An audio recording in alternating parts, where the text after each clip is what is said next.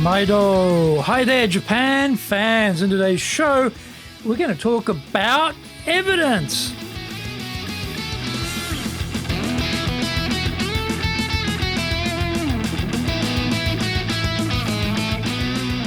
Present, master shimashou. This is the 5th year of the Presentation Japan Series podcast. We are beaming around the world to you from sunny Minato-ku in Tokyo.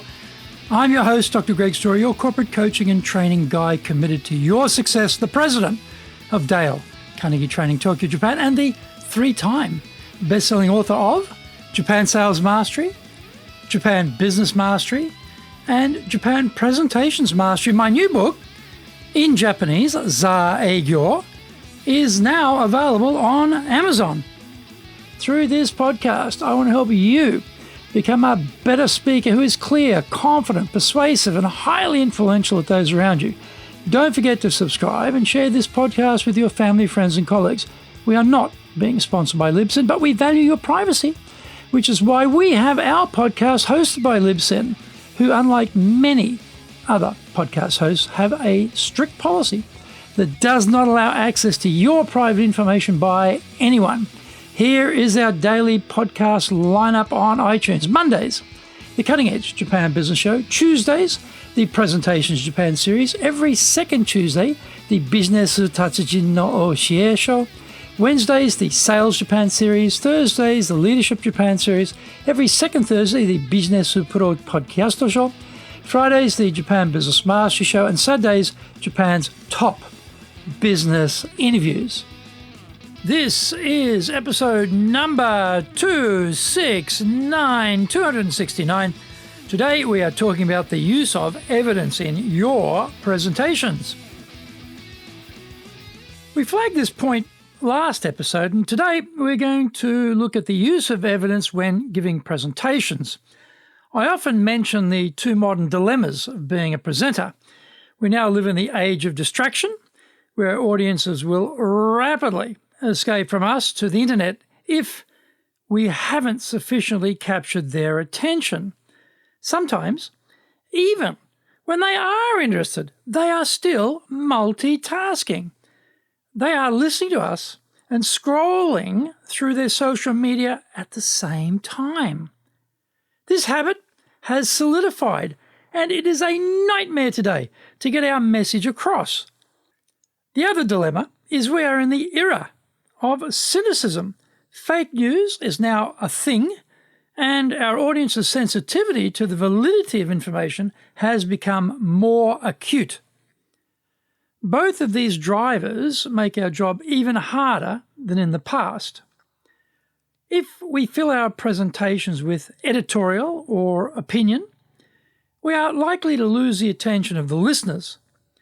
They are there to gain some benefit from giving us their attention, and as riveting as our opinion may be to us, it may not ignite much interest in the audience. If we don't bring some concrete insights backed up with proof and evidence, then the hands will be reaching for their phones immediately. The era of cynicism means the evidence had better be highly credible and employing numerous sources. Talking about findings from your own research is good, but could be greeted with doubt if you don't mention the detail of how the findings were assembled. When we are designing our talk, we have access to some useful tools. DEFEATS, D-E-F-E-A-T-S, is a handy acronym for remembering the different types of evidence we can draw upon to convince or impress our audience that what we say is true. D, demonstration. This might be something that can be shown physically during the presentation or something that we can show on screen using software, audio, or video. It has to be congruent with the point we are making and provide a visual reinforcement of our key point. E, example. The best examples are those which are most relevant to the members of the audience. We should try and know who is in our audience and think, what would be an example that will resonate with as many people as possible. If the example is from the same industry and a similarly sized organization, then it becomes more meaningful for the audience. I attended a talk given by a senior executive from a major organization who used examples within that context. The problem was that the audience were all small to medium-sized companies, and there was nothing to relate to. F. Facts. Facts are provable and can be verified independently. A claim is not a fact. We need to be able to cite where the fact can be checked if we are asked.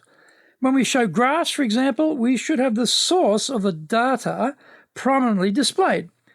Most people won't bother to check the data, but they feel better knowing they can do so if they wish.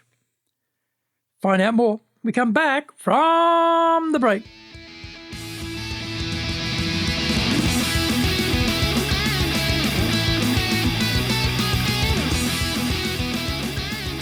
Our show today is brought to you by our public programs, but we also do custom-made in-house classes. Now, we do them in our super safe classroom, we do them live online, and we do them in Japanese, and we do them in English.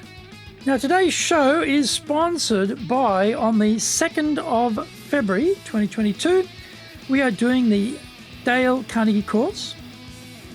The main modules take 12 weeks. On the 3rd of February, we're doing the High Impact Presentations course. That's a 2-day program for the main modules. For Confident English, that's on the 8th of February. Leadership Training for Managers, that will be on the 14th of February. Check out our website at www.dale-carnegie, CARNEGIE.co.JP.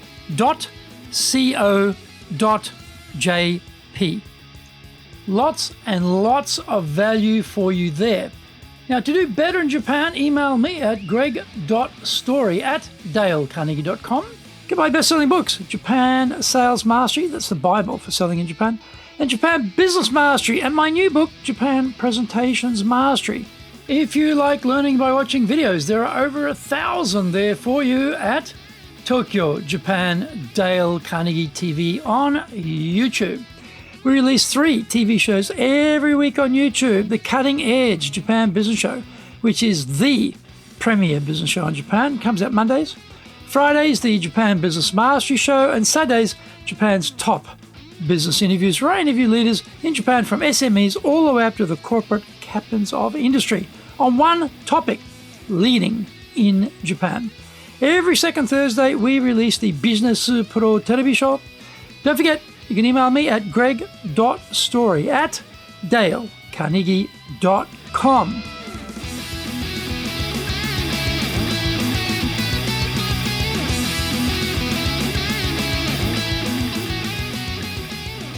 Welcome back. E for exhibits. This is usually something physical we can show to the audience. In some cases, it may also be shown as an image. In both cases, we have to make sure the audience can see it easily.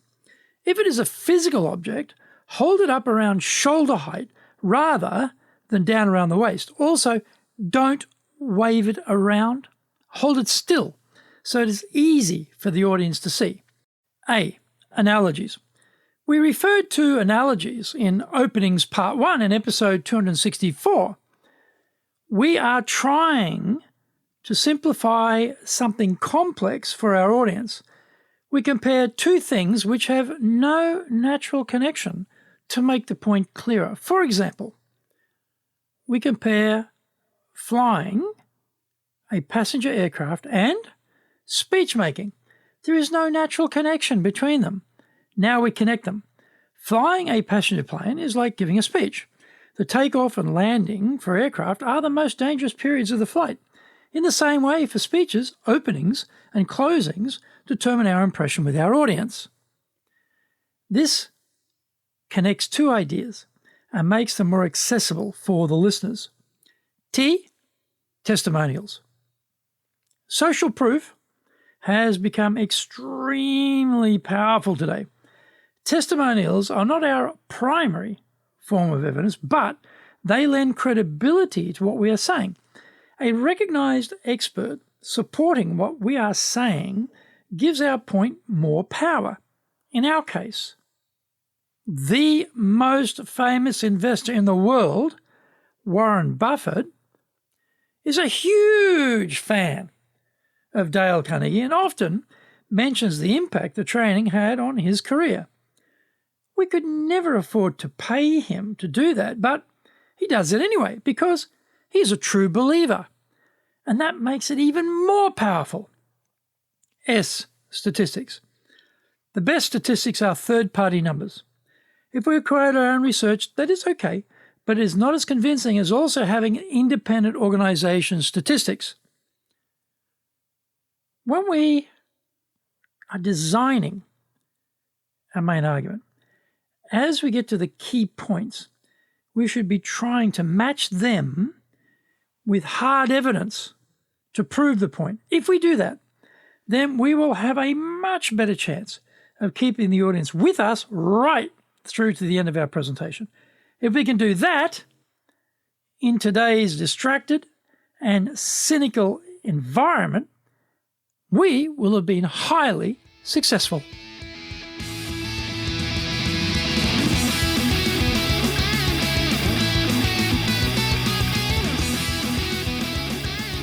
Thank you for joining the Presentations Japan series. If you got value from today's show, spread the love around and share it with your family, friends, and colleagues. Don't forget to subscribe and share this podcast. Immediately apply what you have learned today, use it, and go out there and become a presentations legend. Remember, I'm your corporate coaching and training guy in your corner, committed to your success here in Nippon.